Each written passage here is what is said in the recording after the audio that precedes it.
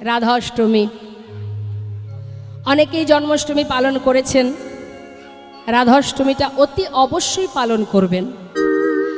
যদি রাধাষ্টমী পালন করা যায় তাহলে নরকবাস তাকে করতে হয় না বাবা, পিশাচকুলে জন্ম পেতে হয় না। যদি গো হত্যা জীব হত্যা করা হয় সমস্ত পাপ থেকে দূরীভূত হয়ে যায় যদি কেউ এই ব্রত পালন করতে পারে। একাদশী তিথি পালন করি আমরা, কিন্তু রাধাষ্টমীটা অতি অবশ্যই আপনারা পালন করবেন। সেই দিন আর অন্ন সেবাটা করবেন না, আপনারা মধ্যাহ্ন পর্যন্ত উপোস থাকবেন।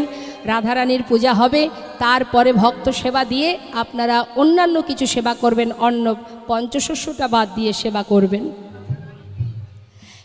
হ্যাঁ, শুধু তাই নয়, যদি কেউ রাধাষ্টমী পালন না করে, শাস্ত্রে বলছেন যদি অবহেলার মধ্যে দিয়েও কেউ পালন করে, ইচ্ছা নেই জোর করে, মা বাবা বলেছে জোর করে করা হচ্ছে, কি স্ত্রী বলেছে স্বামীর ইচ্ছা নেই তথাপিও স্বামী করছে, যেহেতু বাড়ির গিন্নি বলেছে, ইচ্ছা নেই তবু করছে, অনিচ্ছা কারণবশতও যদি কেউ এই ব্রত পালন করে তাতেও তাকে আর কখনো এই নরক বাস করতে হবে না, সে গোলকধামে পৌঁছে যাবে। হরি বল। শুধু তাই নয়, স্বর্গ বিভিন্ন তীর্থস্থানে আমরা যাই, যদি রাধাষ্টমী পালন করা যায়, গঙ্গায় স্নান থেকে শুরু করে যত তীর্থ ভ্রমণ আমরা করি সমস্ত রকমের তীর্থ ভ্রমণের যে ফল সেটা আমরা লাভ করতে পারবো। আর কি আছে, যদি কেউ পালন না করে তার কি হবে?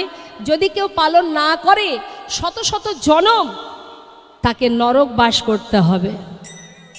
যদি কেউ রাধাষ্টমী তিথি পালন না করে তাকে নরক বাস করতে হয়, হ্যাঁ, অনন্তকাল তাকে নরকে থাকতে হয়, সে গোবিন্দ চরণ পাদপদ্ম লাভ করতে পারে না।